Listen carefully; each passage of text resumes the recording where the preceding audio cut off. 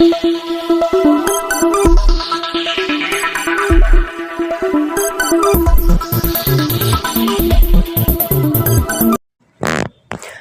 பிரச்சாரம் செய்திகள் வாசிப்பது வாசுகி தாமோதரன்.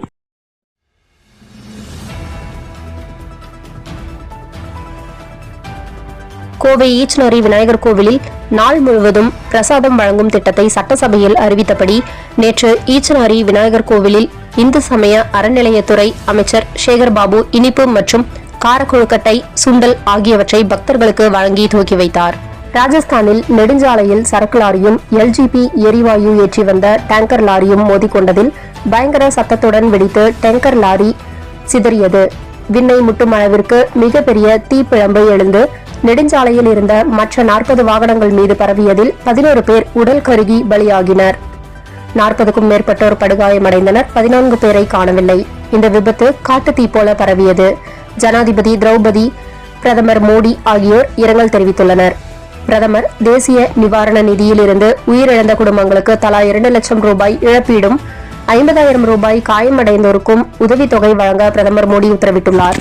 தமிழக மின்வாரியத்தின் மேற்கூரை சூரிய சக்தி மின்சாரத்திற்கான நெட்வொர்க் சார்ஜ் கட்டணத்தை சென்னை உயர்நீதிமன்றம் ரத்து செய்திருப்பதற்கு தொழில்துறையினரிடமிருந்து மிகுந்த வரவேற்பு கிடைத்துள்ளது. கடந்த 2 ஆண்டு சட்ட போராட்டத்திற்கு பின் சென்னை உயர்நீதிமன்றம் நெட்வொர்க் சார்ஜ் கட்டணத்தை ரத்து செய்து உத்தரவிட்டுள்ளது.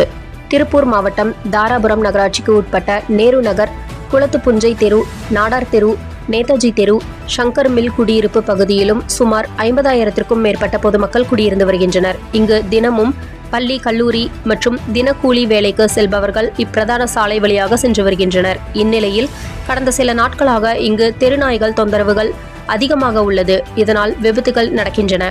இப்பகுதியில் உள்ள பொதுமக்களுக்கு பாதுகாப்பு வேண்டியும் இனப்பெருக்கத்தை தடை செய்யவும் கோரிக்கை விடுத்துள்ளனர்.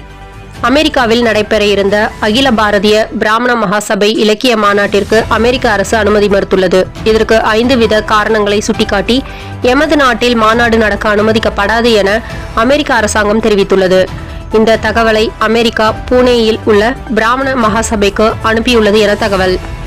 மாதம் தவறாமல் வெளிவரும் நாட்டு பற்றாளன் பத்திரிகையின் செய்தியாளராக பணிபுரிய விருப்பம் உள்ளவர்கள் கீழே உள்ள நிர்வாக அலைபேசி எண்களில் தொடர்பு கொள்ளலாம். 790477 78915 மற்றொரு எண் 994434 410033. நாட்டுப்பற்றாளன் யூடியூப் சேனலில் விளம்பரம் செய்து பயன்பெறுங்கள். நமது நாட்டுப்பற்றாளன் செய்திகளை அறிந்து கொள்ள யூடியூப் சேனலை சப்ஸ்கிரைப் செய்யுங்கள்.